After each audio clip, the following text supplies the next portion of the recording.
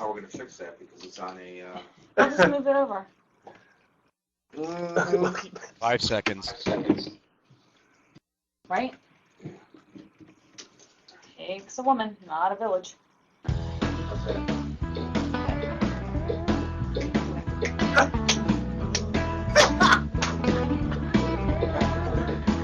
Okay, thank you, Gary. Ah, it takes a woman. All right, here we are once again. Paltalk, it's the Matt and Tamsen show. Notice it's Matt and Tamsen. Matt is always first and better than Tamsen. Nothing to say? No? Okay. We have a special guest today. With a special guest today. Hi, everybody. His name is Rob. He is a terminal bachelor. We brought someone else on the show that was one of the same last week. And we're trying to get inside the male mind. So we are going to ask Rob, why exactly do you love being single, Rob? Camera's right there, buddy. I don't know if I love being single, but, I just haven't found the right one, I guess. There was one girl that I would have dated, to a more serious level, but she broke up with me. That's surprising. So, that is surprising. Yeah. So, Rob, cheated on her, what is a perfect woman to you? What kind of woman do you really like? Tell us your perfect, your ideal. Miss Wright. Who is Miss Wright? Well, she's got to be Tamsen. Well, outside of Tamsen. She's got to be attractive. She's got to be easygoing. She has to have her own life. She's got to be smart, but not too smart. Rob, what? Come on. You got to dig deeper, dog. Dig a little deeper. Seriously.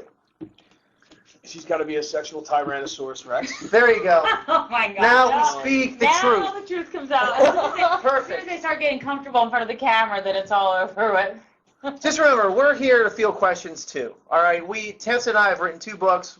The second book will be out in February. It's called Why Hasn't He Proposed? Trying to help women help their man take that leap. And the first book was called Why Hasn't He Called? For people that, want to become better daters and for women to really understand what goes on inside a male's mind.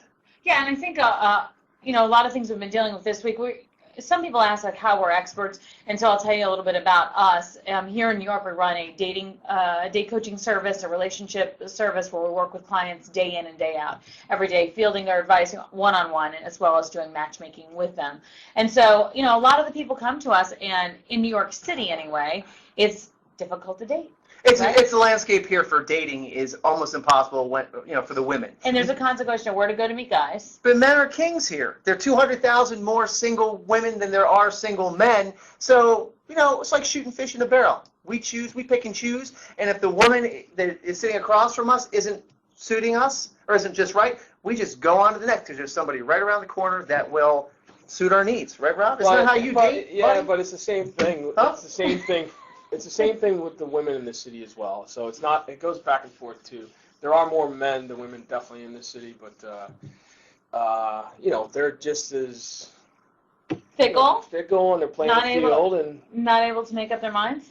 Yeah. All right, let's talk about the perfect woman, though. Because this is one of the questions that that women come to us with, asking what do guys really want?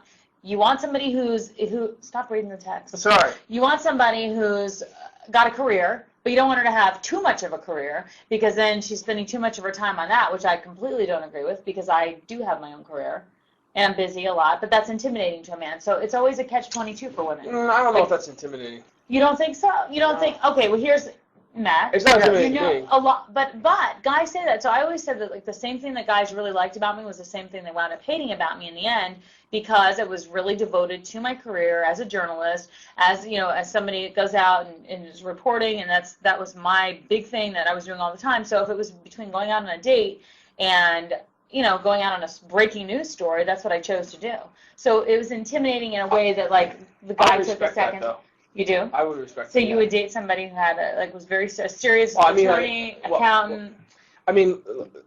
Looking at it from my point of view. From dating you. If I was dating you, first of all, I'd be very happy. I have no respect. I have no respect here. First of all, I'd be very happy. None. Secondly, you're so ambitious and so career-driven that I respect that you have to go out and take care of business. But there are when you're guys with me, right. you got to take care of business with me.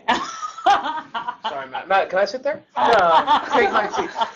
So let's open up the room with some questions. Why don't you guys call in, text in? We have a text question. I really like this guy, but he wasn't so interested in me.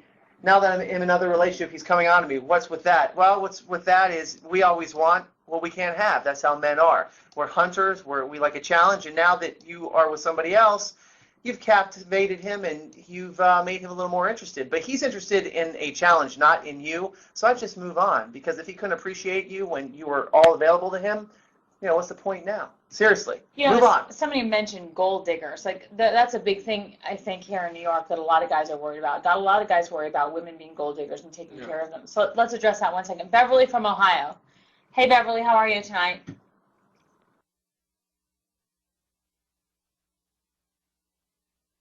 Hey, Beverly, can you hear us?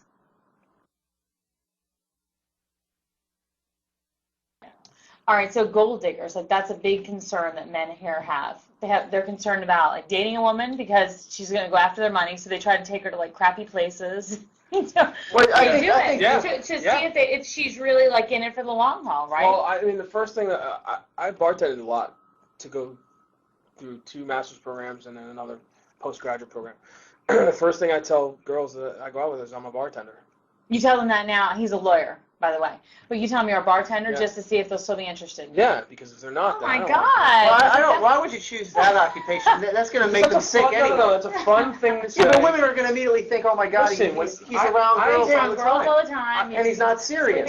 But it's when I was bartending, I dated more girls than I knew what to do with. Mm-hmm. And so, there's something about that profession that's like, I guess if it's a profession, that women like. I guess it's the competition thing, or it's probably it. I have a lot of friends who are still bartending, and they're in their 30s, and So what else do you do to make sure she's not a gold digger? So you tell her you're a bartender initially. She goes out with you. Yeah. Then what happens? Okay, and then we'll go. Well, usually I like to, if I'll meet her for drinks, and there's a special date spot that I go to if I really like her, and then if not, then it's just a casual, maybe a dive bar. And if she's too haughty-taughty, then she's gone. I'm not setting you up with any of Well, my friends.